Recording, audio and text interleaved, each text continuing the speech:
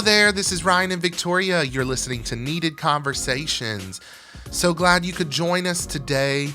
We're in a fantastic series, if I do say so myself, on purpose.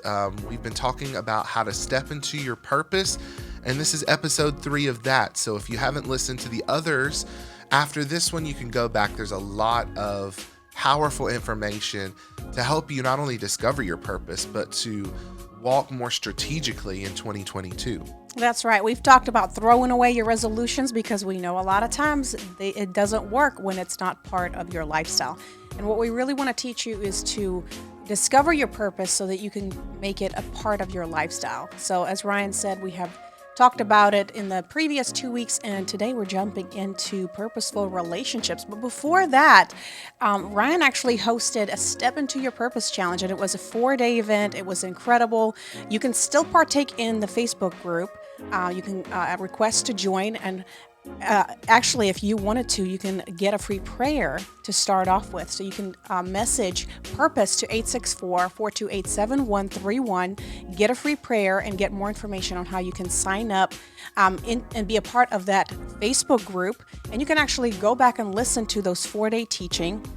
And also on top of that, we are running a special on the purpose course that Ryan created. It's valued over $500, and it's incredible. It's not something, if anybody knows Ryan, he is not one of those people that's just going to throw little random nuggets here and there. It's very strategic to really help you discover your purpose and really give you an understanding why you do what you do.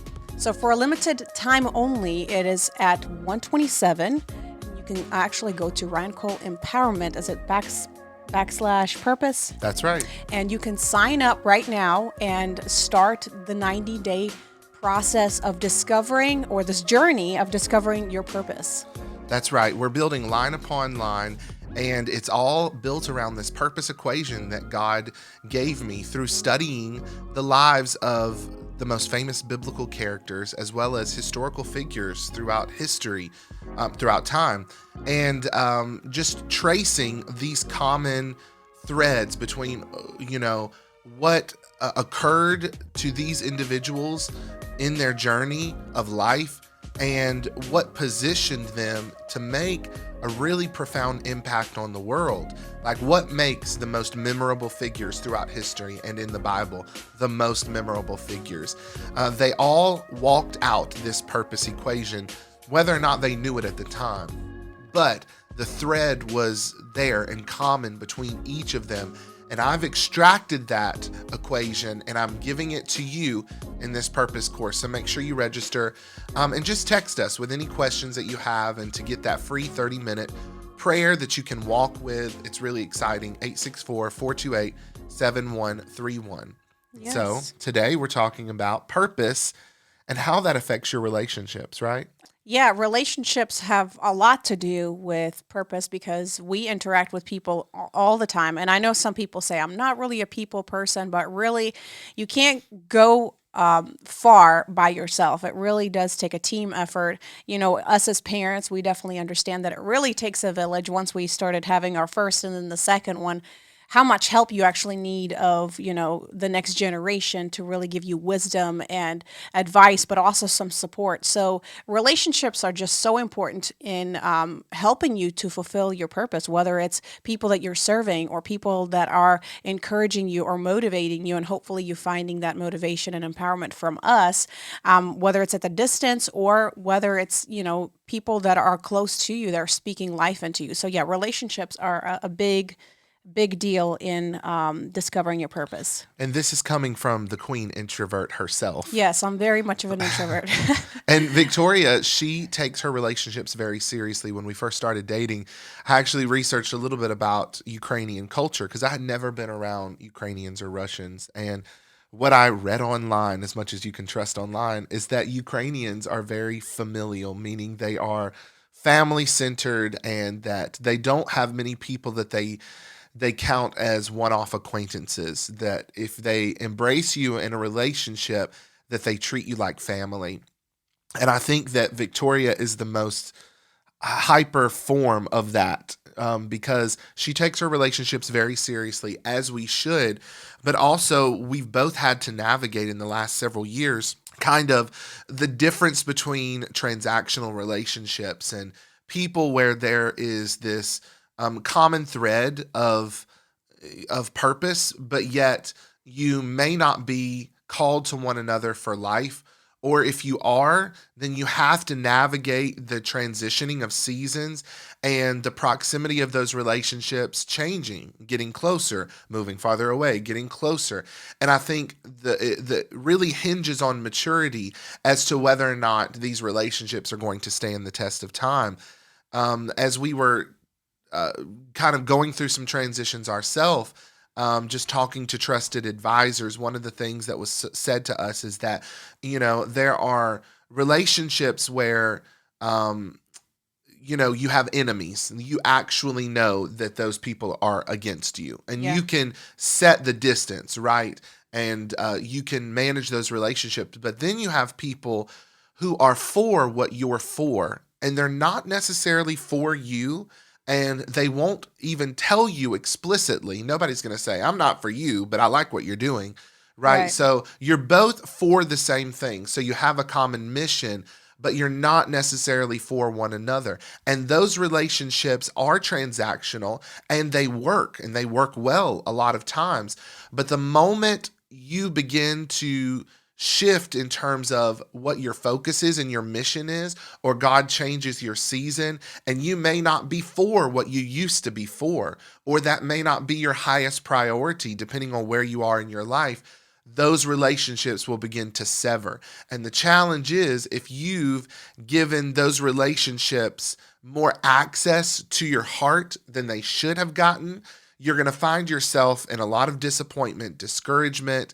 And so, as we talked about last week, understanding your assignment and not being married to your assignment, but being married to your purpose is so important. And understanding that when God has assigned you to do something for a certain season, and that could be upwards of 5 or more years, that you don't attach yourself to the people so much so that you are unable to shift when God calls you to shift, and that you recognize what relationships are transactional and what relationships are, for the long haul. Yeah. And the Yeah. only relationships that are for the long haul are marriage, covenant relationships, and a few others. And most of the time, that is family. Go ahead. Yeah, absolutely. I think one of my personal challenges is that I expect a lot from people. And I think over the years, I had to learn to, again, put those relationships in the right context. Because if I expect something out of a relationship and it was never that kind of a relationship, then I set myself up for disappointment because those people were never there to give me what I expected, I guess. And so I think having the right boundaries in those relationships and actually understanding what kind of relationships those are, um, I think will help you to put the right expectation on the relationship. It's the same thing in marriage. We have we have standards for sure. But at the same time, you have to constantly be verbal about it and say, well, I guess I had a false expectation of this, and I guess I need to redefine this. And so there's always this process of, I guess, talking first and foremost inside yourself and say, what is this kind of relationship? And am I expecting more of this relationship than what this relationship is? So, yeah. Yeah. And again, that's maturity. And there are some people that are going to be with you for life, but those relationships are not always going to be exactly the same as they were when they first started. And there's going to be ebbs and flows. There's going to be people who God calls to you for a lifetime, but there's going to be seasonal shifts, and every seasonal shift comes with the responsibility to renegotiate all of your relational contracts. And it's not like when you entered into these friendships or these relationships that you signed on the dotted line. But invisibly, you both have expectations, and there is this mutual understated contract that really has to be addressed. And you have to be really confident that God is moving you and those relationships are changing, and trust that He's got new relationships for you. even your closest relationships, like Victoria and I, as we shift through various seasons of life, we have to adjust our relationship and what our expectations of it is. Before children, after children, when children go off to college, shifting careers, moving from working for someone to working for yourself. Victoria and I are 100% self-employed right now, and that takes a different kind of balancing act than Mm, knowing that you're waking up for a certain number of hours and going to a job. And yes, there's flexibility, but also there is the possibility that you could be working at random hours, and you're always kind of um, planning and strategizing, right. and that can put a strain on the relationship, and we have had to manage that as well, Mm, because your purpose is connected to people. When we talk about that purpose equation, the key components, after you understand you need a presence to pursue and passions to cultivate in his presence, those passions and those gifts will point you toward problems that God calls you to solve and people that he calls you to serve. And those two things are inextricably connected, because there is not a problem that isn't a people problem. Any problem that you can identify, you can point to a certain group of people that either is contributing to that challenge or it affects. And so, whenever God identifies gifts inside of you, he will also point you towards certain problems and people that you will be assigned to help bring solutions to. And so that's where mission comes in, right? And I talked about this in the Step into the Purpose Challenge, is that when you feel those gifts being directed toward a certain problem and certain people, that's when you step into prayer and begin to dream with God and allow him to give you a vision of unlimited possibilities for those people and to see those problems solved. When you catch that vision, then you develop a mission. A mission is the how to. A vision is the what. The what is going to be the end result that I'm aiming for. The mission is how are we going to get there? What is the road we're going to take? What are the strategies? And then God will give you little assignments underneath the umbrella of that mission to really get you baby steps towards that end goal. And so you start small and you take responsibility for a certain level of authority. And God, as you are faithful with the little, makes you ruler over much. But every step of the way, you're gonna have to deal with people. So that means, in order to be really sophisticated in your journey of purpose, you have to gain some relational intelligence. hmm You can have all of the book smarts in the world, but if you don't have the ability to relate, you're not going to get that far. You can only live in an isolated bubble for so long. And really, COVID told us that, right? hmm How our work environments over technology, it's really tough to have a creative meeting over Zoom. I'm going to be honest. It's possible, but even when you're talking about this hybrid workspace, a lot of people that I consult with, when it comes to marketing and building creative teams, what I'm telling them is that yes, technology is there and it's important and it works for a lot of things like day-to-day tasks. But when it comes to vision and culture, and when it comes to creativity, you are going to have to plan in person, face to face gatherings, or else it's going to take a longer time for you to produce the kind of results you want to produce. And so it's about navigating relationships and being comfortable around people, managing personalities, and understanding your personality flaws and doing your best to work on those to make sure that you're not putting a wedge between you and where you want to be. And that wedge is between you and the people that you always tick off and the people that you always rub the wrong way. And take ownership for the personality flaws that you have and allow God to refine your temperament. Yeah, and when we talk about, relationships, it's not about how many people you can appease and how many people you can get on your side. It's really a matter of building a good foundation. And I'm a visual person, so I see it as a tree. A tree has deep root systems that hold the whole tree up. And so you really need a few those people, which we say, marriage is definitely one of those. You can have one or two more advisors that, you really look up to and they really speak into your life, and you allow them to actually tell you when you are wrong and you're open for correction. And then, you have the tree growing and you have tree trunks and they kind of weigh you down a little bit. So there are those kind of relationships where maybe you feel like that you're responsible for them in some way, but they still are a part of your network, like maybe family members, maybe you're a caretaker. And it's not to say that that person is a burden. It's something that you just have to do within the season.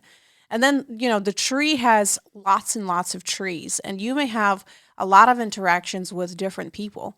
But, the leaves on the tree, they come and they go. Seasons come and change, fall comes and they all disappear. So I heard Medea say, in the famous quote, the leaves offer sometimes an occasional shade, and that's pretty much all that they're good for. So sometimes you'll just have those interactions with people just kind of pass and go. And so it's important for you to put an importance on the relationships that are the most important to you. We often see that, especially in families, we're so quick to reach out outwardly to try to appease strangers versus trying to work on what God has given you the closest. Because if you can cultivate those relationships inwardly, they will be your strongest support system. So whenever you feel down or have issues or whatever, they're going to be able to help to carry you through.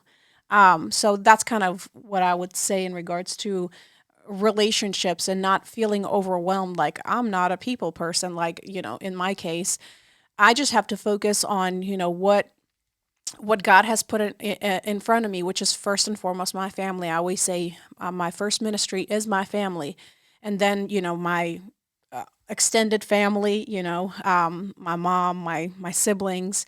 And then I have some other relationships that God, I know, has put in my life to cultivate my character. And yeah. And one other thing is that you have to recognize individuals who God has assigned you to and individuals who are assigned to you, and realize that both of those things may not be true in one person, right? It's easier if, like, okay, I'm assigned to them and they're assigned to me. We really hold each other up and this relationship is really mutually beneficial. But there are some things when it comes to your purpose where you're assigned to serve people who do not have the capacity to give you anything in return. And you have to understand, this is a part of my assignment. This is me bringing solutions to the table, and this is me, fulfilling my purpose. And then you also have to recognize that there are some people that God will assign to you that you may not be able to give back to them either.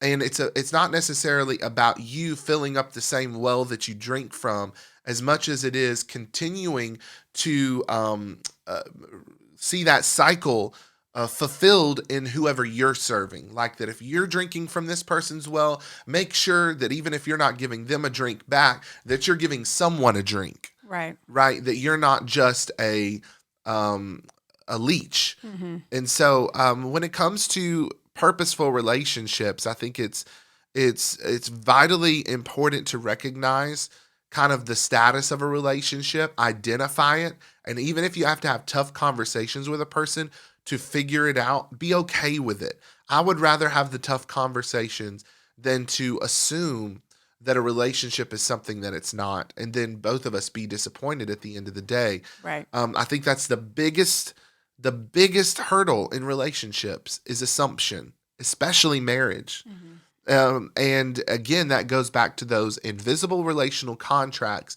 that are full of assumption if they're not addressed. And so, as you're pursuing your purpose, you have to recognize that relationships are important.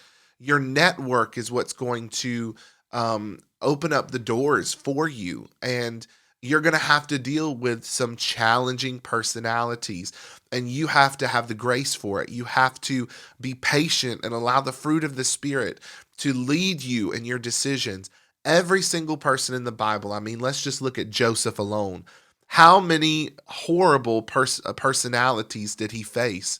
From individuals who were jealous of his gift and his ability to dream, to people who were lustful after him and then tried to tarnish his reputation, and people who threw him in prison, and then people who, just wanted him for his gift. And then finally, after all of the horrible relationships that he endured, there was somebody that he met in prison who ended up being a real friend, because after that guy got out of prison, that guy went and told the king of Joseph's gift. And that was really what led Joseph to becoming the number two figure in all of Egypt, politically and logistically. He was a powerful figurehead. And it was because of a man that he met in prison. And when it comes to purposeful relationships, sometimes we're striving after who we think are the most important, right? And we kind of cater to them, and we apply flattery, and we're trying to schmooze and rub shoulders with the most important people. And then normally that gets us nowhere, right?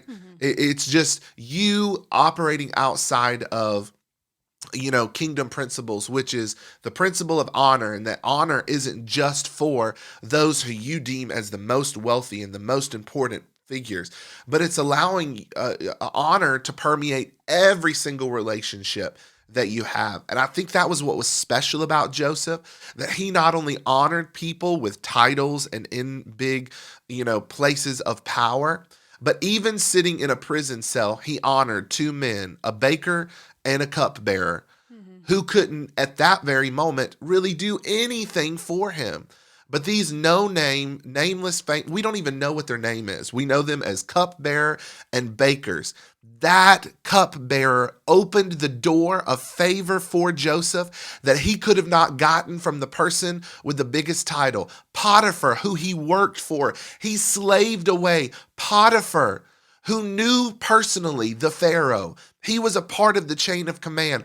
Potiphar did not give him the access that this little cupbearer did. I just got a revelation because you were talking about if somebody were to pour into you, don't just be a leech, but pour into somebody else. Yes. And he just in prison, he met a cupbearer. He poured to him, and the cupbearer poured it to the Pharaoh, and it was a big O exchange that happened where now Joseph was elevated. So it's, even if you feel like you're doing something that those people can never repay you, I think your expectation should never be from that person or from those people, but walk before God and honor God above everything. And he will honor you, whether it's through those exact people or it's through another opportunity. I mean, we've seen that in our lives so many times, us pouring into people. And we've always been drawn to people that are kind of ostracized a little bit, and nobody wants to really mess with them or talk to them. I always feel kind of drawn to them. And it's not to say that they will, I expect anything from them, but we see the God's blessing upon us because we've taken, interest in the people that people don't really care about. And God honors that. And let me tell you, the point that I'm making is that you never know exactly who's going to be your entry point of favor, right? If Joseph could have sat there because he thought, I was thrown into slavery, but I worked my way up the chain of command in Potiphar's house. And he was like he was a ruler in Potiphar's house. And then it all came crumbling down with a false accusation of rape. And there he is, thrown into prison. And he's like, all of that which I worked for. And God was saying, Joseph, your favor doesn't come with how good you work. Your favor comes from you having integrity in spite of the situations that are imposed upon you. And so there in that prison, God used a cupbearer, a nameless man, to open the door for Joseph to become the number two most powerful person in all of Egypt, saved an entire nation from a famine, and saved his own family as well. Listen, your relationships come in sometimes disguised packages, some of your most important relationships. Don't forsake those relationships, and don't be the person who's always trying to kick the door down to get into a room. Yes, speak up for yourself. Yes, be confident in your gifts and your abilities and do what's right and have integrity and all of those things. But, don't what is the word I'm looking for? You just know those people that are always trying to get somebody's phone number. That if you open up their phone, they probably have tons of phone numbers of the most important people, and they're name droppers. Hmm. I know so and so. I've been to so and so's house. And those people are just always going to be name droppers. You don't want to be a person who's dropping names. You want to be the person that everybody else wants to drop your name. Which is what happened to Joseph. And you learn, like, let God navigate your relationships, and don't despise the people who you don't know, could be nameless and faceless, but could be the open door of favor in your life. And so, It's walking in kindness, regardless of whether you are doing this before people or not. It's really just having a posture of that I am walking before the Lord. So if God is telling me to reach out to this person, regardless of whatever, I'm going through or who's watching me, I'm going to do it. And God's going to be my rewarder. I don't have to worry about somebody else trying to give me something in exchange for that. that's right. Well, we hope you've enjoyed this conversation about powerful relationships and gotten a lot out of it. I want to encourage you to become a partner with our ministry, Empowered Culture Ministries. Our mission is to help individuals discover their purpose, date well, and to have lasting marriages, and then complete that cycle by building a culture of empowerment in their home where their children and their family members can also discover purpose and date well and have lasting marriages. And so we are starting with the individual in this conversation, but we are really focused on bringing healing and wholeness to married couples as well. And we need your support in order to make that happen. We're counseling, we're running ads on social media. We've spent thousands of dollars to get our message out there. And that's what your partnership does. It helps us to reach more. In fact, at the end of this month, we are going to two of the largest wedding festivals in our area. And we're going to be before probably in total, About 1,000. maybe 1,500, 2,000 brides. This is huge wedding festivals where, couples who are engaged go and they, look at wedding dresses or DJs or, bakers and all of this. And we are the only people in our category who have gotten a booth, and we had to pay for it. Yes. But we are going to be offering our books. We're going to be offering support, counseling, Premarital, workshops, and all of that to these who are getting married and their heads are in the clouds and they're thinking about the details about this wedding. And we're going to be asking them, have you thought about forever? Mm-hmm. But that takes resources that, we bought the booth, all of the stuff to set up, making sure we have the books ready for them.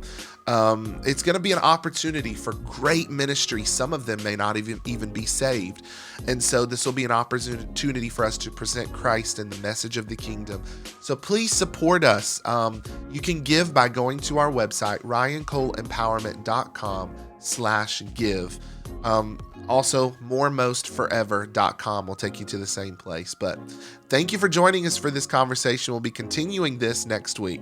Yes. We'll see you next week.